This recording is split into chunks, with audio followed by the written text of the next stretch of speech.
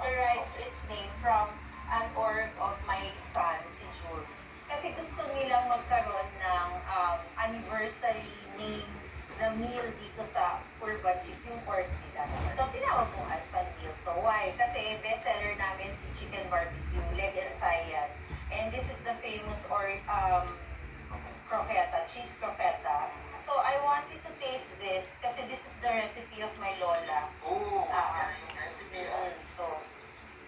So the potato itself is flavored already. It's that perfect combination of yung soft texture sa loob. Yeah. Very flavorful. And then yung nababalance sa kanya is yung crispness Yeah. na meron sa labas. So, winner to mama. So whatever it is that you see here, meron kami niya na single order with rice, Opo. with Different combinations na. with pasta, ganun.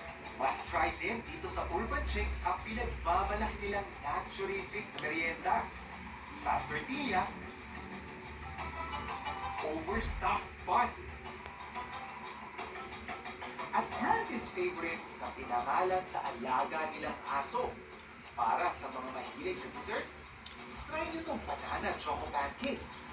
And for a unique and refreshing na panulam, highly recommended itong cucumber shake ng Urban Chick. Inaalala ko kung kailan ako ulit nakatikim ng cucumber with milk. Parang wala. Pwede pala siya. Pwede. In fact, sa sobrang panalo ng pagkain nila, kasama sila sa food businesses na bumida nung nagdaang Ginhawa Arts and Food Festival ng Maginhawa Food Community last December. So yung Maginhawa Food Community, isa itong collective of business owners na based dito sa Maginhawa area. More than 1,000 na tao yung dumating.